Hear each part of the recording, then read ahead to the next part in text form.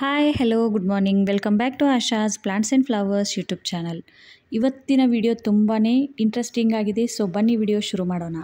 ಮತ್ತೆ ಇವತ್ತು ಮಳೆ ಬಂತು.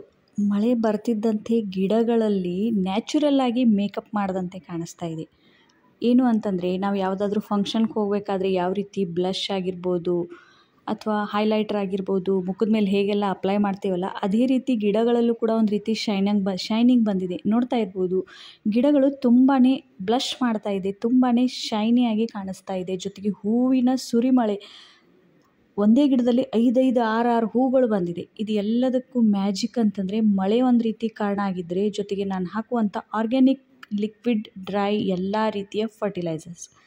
ಎಷ್ಟೊಂದು ಹೂಗಳು ಅಂತಂದರೆ ಗಿಡದಲ್ಲಿರುವಂಥ ಹೂಗಳನ್ನು ಹಾರ್ವೆಸ್ಟ್ ಮಾಡ್ತಾ ಸುಸ್ತಾಗ್ತಾ ಇದೆ ಹೊರತು ಗಿಡದಲ್ಲಿ ಹೂಗಳೇನು ಕಡಿಮೆ ಆಗ್ತಾ ಇಲ್ಲ. ನೋಡ್ತಾ ಇರ್ಬೋದು ಈ ರೀತಿ ಹೂಗಳು ಪ್ರತಿಯೊಬ್ಬರ ಒಂದು ಗಿಡದಲ್ಲೂ ಬರಬೇಕು ಅಂತ ಆಸೆ. ಯಾರೆಲ್ಲ ನನ್ನ ಚಾನಲನ್ನು ಸಬ್ಸ್ಕ್ರೈಬ್ ಮಾಡ್ಕೊಂಡಿದ್ದೀರಾ ಅಥವಾ ಯಾರು ನನ್ನ ವೀಡಿಯೋಸನ್ನು ನೋಡ್ತಾ ಇರ್ತೀರಾ, ಕಮೆಂಟ್ಸ್ ಎಲ್ಲ ಮಾಡ್ತಾ ಇದ್ದೀರಾ, ತುಂಬ ಒಳ್ಳೆಯ ಕ್ಯೂಟ್ ಕಮೆಂಟ್ಸ್ ಎಲ್ಲ ಬರ್ತಾ ಇದೆ. ನಿಮ್ಮ ಗಾರ್ಡನ್ ತುಂಬ ಸುಂದರವಾಗಿದೆ, ಯಾರ ದೃಷ್ಟಿನೂ ಬೀಳದೇ ಇರಲಿ ಅಂತ ಥ್ಯಾಂಕ್ ಯು ಸೋ ಮಚ್. ಈ ರೀತಿಯ ಒಂದು ಪ್ರೀತಿ ತುಂಬಿದಂತಹ ಒಂದು ನಿಮ್ಮ ಕಮೆಂಟ್ಸನ್ನು ನೋಡ್ತಾ ಇದ್ದರೆ ತುಂಬಾ ಖುಷಿ ಅನಿಸುತ್ತೆ. ಈ ಎಲ್ಲ ಹೂಗಳು ನನ್ನ ಒಂದು ಸಬ್ಸ್ಕ್ರೈಬರ್ಸ್ಗೆ, ಒಳ್ಳೆಯ ಕಮೆಂಟ್ ಮಾಡ್ತಿರುವಂಥ ಎಲ್ಲ ಒಂದು ಗಾರ್ಡನರ್ಸ್ಗೂ ಈ ಒಂದು ಹೂಗಳು ಅವರಿಗೋಸ್ಕರ ಡೆಡಿಕೇಟ್ ಮಾಡ್ತಾ ಇದ್ದೀನಿ ಅಂತ ಹೇಳ್ಬೋದು. ನೋಡಿ ಎಲ್ಲರ ಕಮೆಂಟ್ಸ್ ಬರ್ತಾ ಇದೆ. ನಾವು ನರ್ಸರಿಯಿಂದ ಗಿಡಗಳನ್ನು ತಂದ ನಂತರ ಅವುಗಳನ್ನು ರೀಪಾಟ್ ಮಾಡಿದ ನಂತರ ಸ್ವಲ್ಪ ದಿನ ಚಿಗುರು ಬರುತ್ತೆ, ಆ ನಂತರ ಮತ್ತೆ ಒಣಗ್ತಾ ಹೋಗುತ್ತೆ. ಯಾಕೆ, ಏನು ಮಾಡಬೇಕು ಹೇಳಿ ಅಂತ. ಸೊ ಇದೇ ಕೆಲವು ವಿಷಯಗಳ ಬಗ್ಗೆ ಇವತ್ತಿನ ವಿಡಿಯೋನಲ್ಲಿ ನಿಮ್ಮ ಜೊತೆ ಶೇರ್ ಮಾಡ್ತಾ ಇದ್ದೀನಿ. ಸೊ ವಿಡಿಯೋನ ಪೂರ್ತಿಯಾಗಿ ನೋಡಿ, ದಯವಿಟ್ಟು ಸ್ಕಿಪ್ ಮಾಡಿಬಿಡಿ. ಯಾಕಂತಂದರೆ ಪ್ರತಿಯೊಂದು ವಿಷಯ ತುಂಬಾ ಇಂಪಾರ್ಟೆಂಟ್ ಆಗಿದೆ. ಸೊ ಹಾಗಾಗಿ ನೋಡಿ, ಮೊದಲನೇದಾಗಿ ನೀವು ರೀಪಾಟ್ ಮಾಡಬೇಕಾದ್ರೆ ಕ್ಲೈಮೇಟ್ ಮುಖ್ಯವಾದಂಥ ಪಾತ್ರವನ್ನು ವಹಿಸುತ್ತೆ. ಯಾವ ಟೈಮ್ನಲ್ಲಿ ನೀವು ರಿಪೋರ್ಟ್ ಮಾಡ್ತಾ ಇದ್ದೀರಾ, ಸಾಯಂಕಾಲ ಅಥವಾ ಮುಂಜಾನೆ ಹೊತ್ತು ನೀವು ರಿಪೋರ್ಟ್ ಮಾಡಿ ಅಂತ ನಾನು ಹಲವಾರು ರಿಪೋರ್ಟಿಂಗ್ ವಿಡಿಯೋಗಳಲ್ಲಿ ನಿಮಗೆ ತಿಳಿಸ್ತಾನೆ ಬಂದಿದ್ದೀನಿ. ಮೇ ಜೂನ್ ತುಂಬಾ ಹೆವಿ ಬಿಸಿಲಿರುತ್ತೆ, ತುಂಬಾ ಉರಿ ಬಿಸಿಲಿರುತ್ತೆ. ಮಳೆ ಆಗ್ತಾ ಇದ್ದರೆ ಓಕೆ, ಯಾವುದೇ ತೊಂದರೆ ಇಲ್ಲ. ಆದರೆ ಬಿಸಿಲಿದೆ ಅಂತಂದರೆ ನೀವು ಯಾವುದೇ ರೀತಿಯ ಪ್ಲಾಂಟಿಂಗ್ ಆಗಲಿ ಮಾಡಲೇಬೇಡಿ. ನಾನು ಕೂಡ ಮೊದಲನೇದಾಗಿ ಗಾರ್ಡನಿಂಗ್ ಶುರು ಮಾಡಿದಾಗ ಇದೇ ಕೆಲವು ತಪ್ಪುಗಳನ್ನು ಮಾಡಿದ್ದೆ, ಹಲವಾರು ಗಿಡಗಳನ್ನು ಕಳ್ಕೊಂಡಿದ್ದೀನಿ. ಸೊ ಆ ಒಂದು ತಪ್ಪು ನಿಮ್ಮ ಕಡೆ ಆಗಬಾರ್ದು ಅಂತ ನಾನು ಪ್ರತಿ ವಿಡಿಯೋನಲ್ಲಿ ಈ ಎಲ್ಲ ಮಾಹಿತಿಗಳನ್ನು ಕವರ್ ಮಾಡ್ತಾನೆ ಇರ್ತೀನಿ. ಆ ನಂತರ ಗಿಡದ ಒಂದು ಸೈಜ್ ಆಗಿರ್ಬೋದು, ಅದರ ಒಂದು ಹೆಲ್ತ್ ಕಂಡೀಷನ್ ಹೇಗಿದೆ, ಅದು ಹೆಲ್ದಿ ಆಗಿದೆಯಾ, ಅದರಲ್ಲಿ ಬ್ರಾಂಚಸ್ ಚೆನ್ನಾಗಿದೆಯಾ ಅನ್ನೋದನ್ನು ಕನ್ಫರ್ಮ್ ಮಾಡ್ಕೊಳ್ಳಿ. 1-2 ಬ್ರಾಂಚಸ್ ಇದೆ, ನೀವು ಅದನ್ನು ಇಮಿಡಿಯೇಟಾಗಿ ತಂದ ತಕ್ಷಣ ಆಗಿರ್ಬೋದು, ಆ ನಂತರ ಆಗಿರ್ಬೋದು ರೀಪಾಟ್ ಮಾಡಿದಾಗ ಗಿಡಗಳು ಏನಾಗುತ್ತೆ ಅಂತಂದರೆ ಟ್ರಾನ್ಸ್ಪ್ಲಾಂಟಿಂಗ್ ಶಾಕ್ಗೆ ಒಳಗಾಗುತ್ತೆ. ನೋಡಿ, ಇದು ನಾನು ಕಟಿಂಗ್ನಿಂದ ಬೆಳೆಸಿರುವಂಥ ದಾಸವಾಳ ಗಿಡ. ಇದು ಮದರ್ ಪ್ಲಾಂಟ್, ಇದು ಅದರ ಬೇಬಿ ಪ್ಲಾಂಟ್. ನೋಡಿ ಎಷ್ಟೊಂದು ಮೊಗ್ಗುಗಳಿದೆ. ಸಾಧ್ಯವಾದಷ್ಟು ನಾನು ಹೇಳ್ತಾ ಇರ್ತೀನಿ, ಕಟಿಂಗ್ನಿಂದ ಬೆಳೆಸೋದಕ್ಕೆ ಟ್ರೈ ಮಾಡಿ. ಆಮೇಲೆ ನೀವು ರೀಪಾಟ್ ಮಾಡಬೇಕಾದ್ರೆ ರೂಟ್ ಬೌಲನ್ನು ಡಿಸ್ಟರ್ಬ್ ಮಾಡಬೇಡಿ. ಒಂದು ವೇಳೆ ನಿಮಗೆ ರೀಪಾಟ್ ಮಾಡಲೇಬೇಕು ಅಂತ ಏನಾದರೂ ಅನ್ನಿಸ್ತಾ ಇದ್ದರೆ ಆ್ಯಸ್ ಇಟ್ ಈಸ್ ಅದರ ಒಂದು ಗ್ರೋ ಬ್ಯಾಗ್ ಅಥವಾ ಪಾಲಿ ಕವರ್ ಏನಿರುತ್ತಲ್ಲ, ಪಾಲಿಥೀನ್ ಕವರ್, ಅದನ್ನು ಕಟ್ ಮಾಡಿ ಮಣ್ಣಿನ ಸಮೇತ ಹಾಗೆ ಇಳಿಸ್ಬಿಡಿ. ಮುಂದೆ ಯಾವಾಗ ಮಳೆ ಚೆನ್ನಾಗಿ ಬರುತ್ತೋ ಆವಾಗ ನೀವೇನು ಮಾಡ್ಬೋದು, ಅದರಲ್ಲಿ ಒಂದು ವೇಳೆ ಈ ಪ್ಲಾಸ್ಟಿಕ್ ಕಪ್ ಎಲ್ಲ ಇರುತ್ತೆ, ಅದನ್ನು ನೀವು ರಿಮೂವ್ ಮಾಡಿ ಲೈಟಾಗಿ ಏನು ಮಾಡ್ಬೋದು, ಮಣ್ಣನ್ನು ತೆಗೆದುಬಿಟ್ಟು ಮತ್ತೆ ರೀಪ್ಲಾಂಟಿಂಗ್ ಕೂಡ ಮಾಡ್ಬೋದು. ಮಳೆಯಲ್ಲಿ ಮಾಡೋದ್ರಿಂದ ಯಾವುದೇ ರೀತಿಯ ಗಿಡಗಳಿಗೆ ತೊಂದರೆ ಆಗಿರ್ಬೋದು, ಟ್ರಾನ್ಸ್ಪ್ಲಾಂಟಿಂಗ್ ಶಾಕ್ ಆಗಿರ್ಬೋದು ಬರಲ್ಲ. ನೋಡಿ, ಇವತ್ತು ನಾನು ನನ್ನ ಒಂದು ಟೆರೆಸ್ ಗಾರ್ಡನ್ನಲ್ಲಿ ಹಾರ್ವೆಸ್ಟ್ ಮಾಡ್ತಿರುವಂಥ ಹೂವಿನ ಜೊತೆಗೆ ಕೆಲವೊಂದು ಟಿಪ್ಸನ್ನು ನಿಮ್ಮ ಜೊತೆ ಶೇರ್ ಮಾಡ್ತಾ ಇದ್ದೀನಿ. ಈ ರೀತಿ ಹೂಗಳು ಬರಬೇಕು ಅಂತಂದರೆ ಸಾಧ್ಯವಾದಷ್ಟು ಆರ್ಗ್ಯಾನಿಕ್ ಫರ್ಟಿಲೈಸರ್ಸನ್ನು ಯೂಸ್ ಮಾಡ್ತಾಯಿರಿ. ಇದನ್ನು ನಾನು ಡೈಲಿ ನನ್ನ ಒಂದು ವಿಡಿಯೋಗಳಲ್ಲಿ ನಿಮ್ಮೆಲ್ಲರಿಗೂ ಶೇರ್ ಮಾಡ್ತಾನೆ ಇರ್ತೀನಿ. ಕೆಲವೊಬ್ಬರಿಗೆ ಡೌಟ್ ಇರ್ಬೋದು, ನಾನು ಹಾಕುವಂಥ ಫರ್ಟಿಲೈಸರ್ ಚೆನ್ನಾಗಿ ಕೆಲಸ ಮಾಡುತ್ತಾ ಇಲ್ವಾ ಅನ್ನೋದು. ನೋಡಿ, ಈ ಹೂಗಳನ್ನು ನೋಡ್ತಾ ಇದ್ದರೆ ನಿಮಗೆ ಖಂಡಿತ ಗೊತ್ತಾಗುತ್ತೆ ನಾನು ಹಾಕುವಂಥ ಫರ್ಟಿಲೈಸರ್ ವರ್ಕ್ ಮಾಡುತ್ತಾ ಇಲ್ವಾ ಅನ್ನೋದು.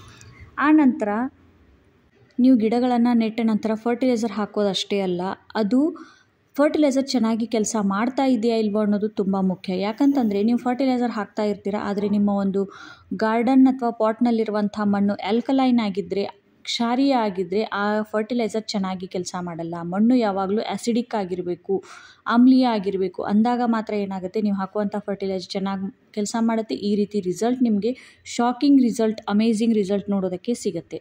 ಹಾಗಾಗಿ tea powder, coffee powder, vinegar ಆಗಿರ್ಬೋದು, ಇನ್ನೂ ಹಲವಾರು ರೀತಿಯ ವಸ್ತುಗಳು ನಮ್ಮ ಗಾರ್ಡನ್ನಲ್ಲಿ ನಾವು ಕಿಚನ್ನಿಂದಾನೇ ಉಪಯೋಗಿಸ್ಕೊಂಡು ಹೂಗಳನ್ನು ಪಡ್ಕೊಳ್ಬೋದು. ಆಮೇಲೆ ಹೂಗಳು ಚೆನ್ನಾಗಿ ಅರಳಿದೆ ಅಂತ ಗಿಡದಲ್ಲೇ ಬಿಡಬೇಡಿ. ಇದನ್ನು ಡೆಡ್ ಹೆಡಿಂಗ್ ಮಾಡೋದು ಕೂಡ ತುಂಬ ಇಂಪಾರ್ಟೆಂಟ್. ಒಂದು ವೇಳೆ ನೀವು ಡೆಡ್ ಹೆಡಿಂಗ್ ಮಾಡಲಿಲ್ಲ ಅಂತಂದರೆ ಗಿಡದ ಒಂದು ಪೋಷಕಾಂಶಗಳ ಕೊರತೆ ಉಂಟಾಗಿ ಅದರಲ್ಲಿ ಏನಾಗುತ್ತೆ ಅಂತಂದರೆ ಹೂಗಳು ಬರೋದು ತುಂಬ ಕಡಿಮೆ ಮಾಡುತ್ತೆ. ಗಿಡ ತನ್ನ ಒಂದು ಗಮನವನ್ನು ಬೀಜಗಳನ್ನು ರೆಡಿ ಮಾಡೋದಾಗಿರ್ಬೋದು ಅಥವಾ ಡಾರ್ಮೆನ್ಸಿಗೆ ಒಳಗಾಗುವಂಥ ಒಂದು ಕಂಡೀಷನ್ ಆ ಗಿಡದಲ್ಲಿ ಬರುತ್ತೆ. ಹಾಗಾಗಿ ನೀವು ಎಷ್ಟು ಹೂಗಳನ್ನು ಅದರಿಂದ ತೆಗಿತಾ ಇರ್ತೀರ ಅಷ್ಟು ಹೆಚ್ಚಿನ ಸಂಖ್ಯೆಯಲ್ಲಿ ಗಿಡ ಏನು ಮಾಡುತ್ತೆ, ಹೂಗಳನ್ನು ಉತ್ಪತ್ತಿ ಮಾಡ್ತಾ ಇರುತ್ತೆ, ಹೂಗಳನ್ನು ನಿಮಗೆ ಕೊಡ್ತಾ ಹೋಗುತ್ತೆ. ಒಂದು ವೇಳೆ ನೀವು ಆ ಹೂವನ್ನು ಅದೇ ಗಿಡದ ಮೇಲೆ ಒಣಗೋವರೆಗೂ ಬಿಟ್ಟರೆ ಆ ಗಿಡ ಏನಾಗುತ್ತೆ, ಸ್ಟ್ರೆಸ್ಗೆ ಒಳಗಾಗುತ್ತೆ. ಇದರಿಂದ ಗಿಡದ ಗ್ರೋತ್ ಕೂಡ ನಿಂತ್ಕೊಳ್ಳುತ್ತೆ, ಗಿಡದಲ್ಲಿ ಹೂಗಳು ಬರೋದು ಕೂಡ ತುಂಬಾ ಕಡಿಮೆ ಆಗುತ್ತೆ. ಆನಂತರ ನಿನ್ನೆ ಒಬ್ಬರು ಕೇಳಿದರು, ಅಳಿಲು ಬಂದು ಗಿಡದಲ್ಲಿರುವಂಥ ಮೊಗ್ಗುಗಳನ್ನು ಹೂಗಳನ್ನು ಹಾಳು ಮಾಡ್ತಾ ಇದೆ, ಏನು ಮಾಡಬೇಕು ಅಂತ. ಈ ಅಳಿಲಿಗೆ ಕಾಫಿ ಪೌಡರ್ನ ವಾಸನೆ ಆಗಲ್ಲ. ವಿನೆಗರ್ ಹಾಗೂ ಬೆಳ್ಳುಳ್ಳಿಯನ್ನು ನೀವು ಜಜ್ಜಿ ಸ್ಪ್ರೇ ಮಾಡಿ ವಿನೆಗರ್ನಲ್ಲಿ ಸ್ವಲ್ಪ ಮಿಕ್ಸ್ ಮಾಡಿ ಗಿಡದ ತುಂಬ ಸ್ಪ್ರೇ ಮಾಡಿ ಆ ವಾಸನೆಗೂ ಕೂಡ ಅದು ಹೊರಟೋಗುತ್ತೆ.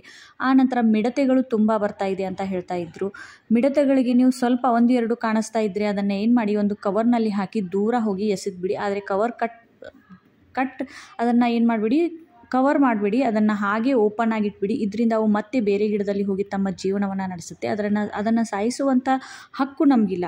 ಆನಂತರ ನೀವು ಈ ಪಾಟ್ನ ಸುತ್ತ ಏನು ಮಾಡ್ಬೋದು, ವ್ಯಾಸ್ಲಿನನ್ನು ಅಪ್ಲೈ ಮಾಡಿ. ಇದರಿಂದ ಮಿಡತೆಗಳಾಗಿರ್ಬೋದು, ಸ್ನೇಲ್ ಸ್ಲಗ್ಸ್ ಇವೆಲ್ಲ ಏನಾಗುತ್ತೆ, ಪಾಟ್ನಲ್ಲಿ ಹೋಗೋದು ತುಂಬಾ ಕಡಿಮೆ ಆಗುತ್ತೆ. ಆನಂತರ ಪಾಟ್ನ ಸುತ್ತ ಏನು ಮಾಡ್ಬೋದು, ಅರಿಶಿಣದ ಪುಡಿಯನ್ನು ಕೂಡ ಸ್ಪ್ರಿಂಕಲ್ ಮಾಡಿ ಇದರ ವಾಸನೆಗೂ ಕೂಡ ಈ ಒಂದು ಕೀಟಗಳು ಬರದೇ ಇರೋ ರೀತಿ ನೀವು ತಡೆಗಟ್ಟಬಹುದು.